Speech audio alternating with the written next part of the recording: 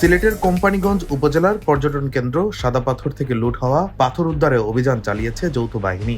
রাতভর অভিযান চালিয়ে বিভিন্ন স্থান থেকে 12,000 ঘনফুট পাথর জব্দ করা হয়। পরে জব্দকৃত পাথর নৌকো দিয়ে ফের ধলাই নদীর সাদাপাথর এলাকায় বিছিয়ে দেওয়া হয়। এছাড়াও লুট হওয়া পাথর পরিবহনকারী সন্দেহে সিলেট কোম্পানিগঞ্জ মহাসড়ক থেকে 70টি ট্রাক আটকে রেখেছে যৌথ বাহিনী। বুধবার দিবাগত রাত 12টার পর থেকে সিলেট নগরী ও কোম্পানিগঞ্জ উপজেলার ভোলাগঞ্জ এলাকায় জেলা প্রশাসন ও আইন শৃঙ্খলা বাহিনী যৌথভাবে এই অভিযান পরিচালনা করে। পাথর প্রতিস্থাপনের বিষয়টি কোম্পানিগঞ্জ উপজেলা নির্বাহী কর্মকর্তা আজিজুন নাহার নিশ্চিত করেছেন। তিনি বলেন, বুধবার রাতে 6 সদস্যের একটি দল যৌথ বাহিনীর সহায়তায় বিভিন্ন স্থান থেকে প্রায় 12,000 ঘনফুট পাথর জব্দ করে ফের পর্যটন কেন্দ্র সাদা পাথর সহ ধলাই নদীর বিভিন্ন স্থানে ছড়িয়ে ছিটিয়ে ফেলে দেওয়া হয়েছে। তিনি বলেন, বৃহস্পতিবার দিনব্যাপী জেলা প্রশাসনের একজন নির্বাহী ম্যাজিস্ট্রেটের নেতৃত্বে ফের অভিযান পরিচালিত হচ্ছে। লুট হওয়া পাথর উদ্ধার শেষ না হওয়া পর্যন্ত এই অভিযান চলবে বলে জানান তিনি। এদিকে স্বরাষ্ট্র সচিব ছাড়াও পরিবেশ সচিব, আইজিপি,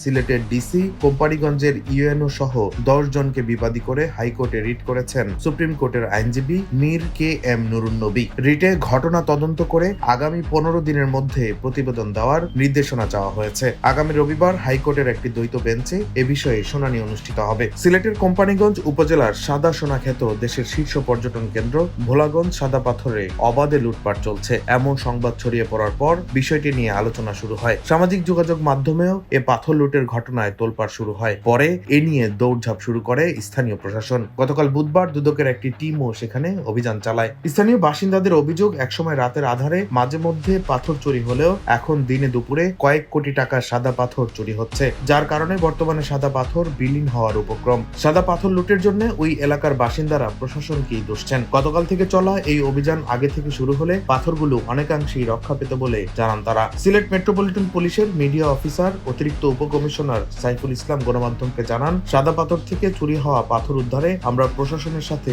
সমন্বয় করে চেকপোস্ট বসিয়ে অভিযান পরিচালনা করছি। লুট করা পাথর উদ্ধারে যৌথ বাহিনীর অভিযান চলমান রয়েছে।